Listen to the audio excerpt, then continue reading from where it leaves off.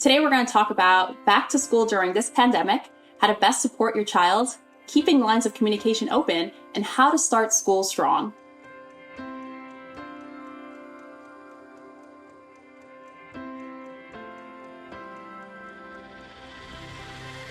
I have one of my favorite people here with me today, Afrika Afeni Mills, former teacher and parent, and we're going to talk about some of these questions that I have. Hi, Afrika. Hi, Vanessa. So good to see you. So great to have you here today. COVID being top of mind to so many families out there. Why is it more important than ever to build a relationship and keep the lines of communication between teachers and parents? When I think back to around the time that, like, when it was around mid-March, right, when the world changed and everything shifted, and we suddenly had to shift into what some people were calling homeschooling or distance learning or remote learning, but it actually was more like crisis homeschooling or crisis distance learning, because usually with distance learning, we get to go ahead and plan for that. We were not expecting for our children to be mostly learning from home. We were not expecting for our relationships with educators to transition so quickly, where we don't really get to see them face to face when we have questions. So it's so important for us to be able to recognize the challenges of where we find ourselves now as a nation when it comes to our education and learning communities. And so just really, if we come from that place of that we're all partnering to make sure that the children are having the best learning experiences possible, then not to say that everything's going to be easy, but I think that we start looking at each other as resources to be able to assist and to troubleshoot when things come up or things that happen that we weren't anticipating. I think that's a really important foundation to lay. I love that you said partnering. That is so key, right? We've spent a lot of time with our children at home, so I'm able to recognize some things about my son that I could hopefully now share with the teacher, and we can work together through some of those triggers that I may have noticed or, important factors.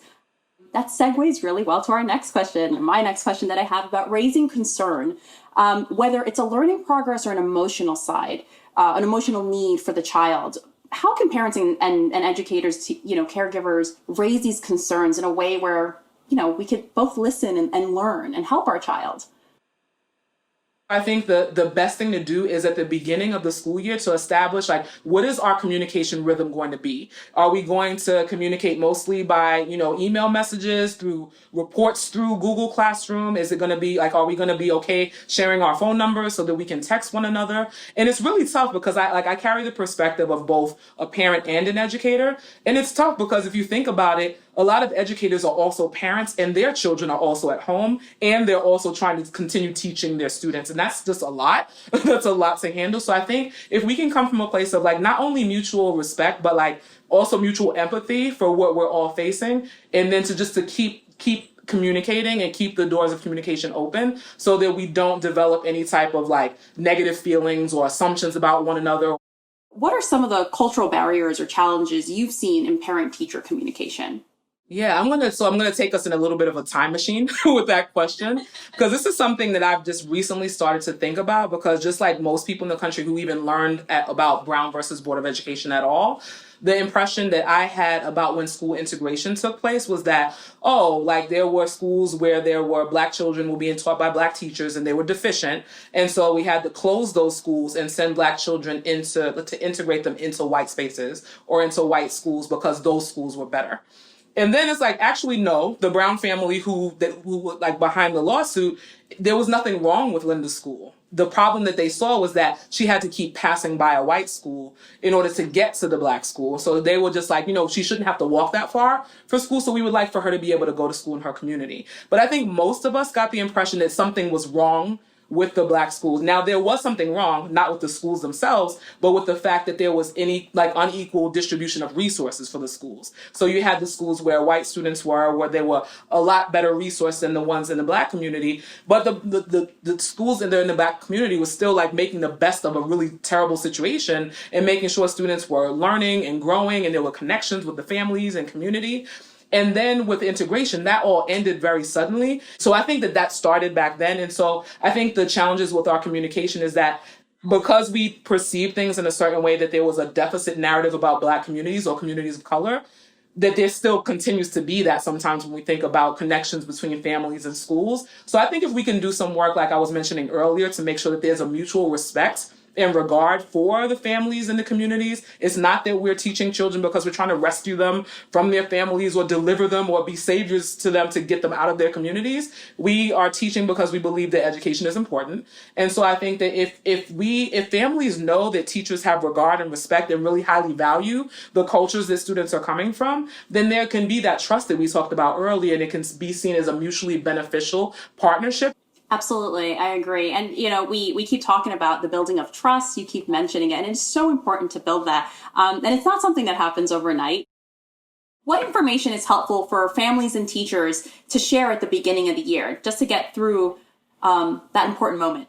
Yeah, so I think that it's really important to make sure that we take into consideration how the previous school year ended, because as we mentioned a bit earlier, we were all thrown into a very sudden transition into crisis distance learning mode. And so I think it's really important for teachers to ask families, like, how was the end of the school year for you and for your child or for your children, for those who have multiple children, and to really be in a space of listening to hear what the families convey, and even to ask them too, and then how was the summer? And I think it's also important for teachers to be able to be vulnerable and to say, for themselves, like, how was that transition for you as a teacher? Because when we think about some teachers, not all teachers are in this transition situation, but like, think about teachers who are kindergarten teachers or preschool teachers, or they're teachers of students who are in 5th grade or 8th grade, that they were expecting to be able to end the school year with their students and to see them off as they transition to the next level of school, but that ended suddenly and they didn't even get to say goodbye to their students. And so I think that teachers being able to share the impact of that sudden distance learning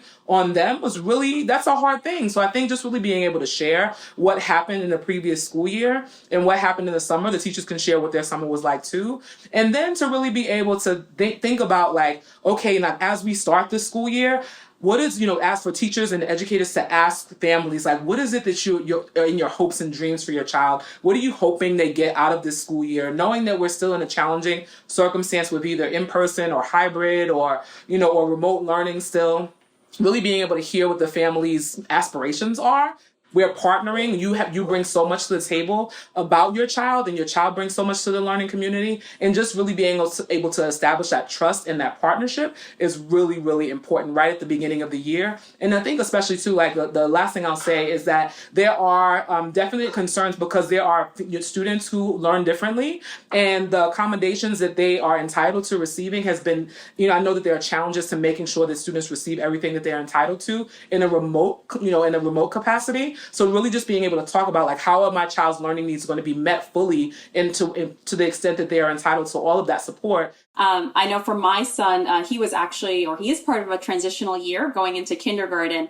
And so just being able to potentially speak with the teacher about how that ended and some of the things that he has done over the summer. And of course, some of the things that I've noticed on how he learns differently is really important. And I think it'll help us those first few days as we start to get going in this new school year. I am absolutely loving our conversation, and I'd want to continue it for hours on end. But before we go, I just wanted to see if you had any last words of advice for families out there, just how to start strong with their kids and just, embrace this new school year that's so different.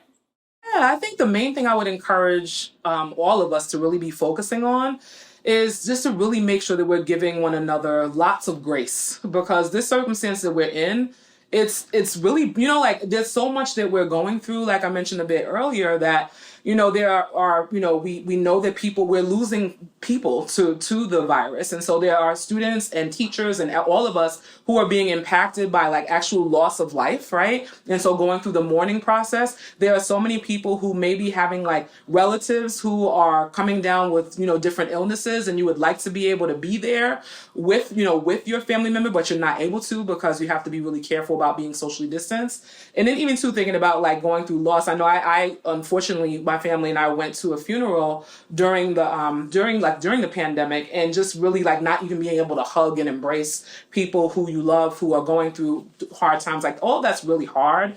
And so I think, and those are different things that we're going through. And then on top of that, we're trying to really think about what this school year is going to be like. So I think just, like, giving one another lots of grace, lots of empathy, thinking about, like, how do we like freedom dream, like Bettina Love talks about that in her book about freedom dreaming, and thinking about like how can we in the midst of this challenging circumstance reimagine a relationship between educators and families that is a partnership, and to really be able to endure, not if but when challenges come up, that we're human beings and we all make mistakes and missteps, but like how are we going to show each other grace and empathy, and how are we going to continue to like focus on the fact that at the end of the day we all want children to have the best learning experience possible this year. And if we hold on to that, then that should hopefully be able to to keep us keep us focused and keep us working together for the duration of the school year. And that if we do ahead and we establish that grace and that trust, then we'll be able to support one another as partners as we go through whatever this next year is going to bring.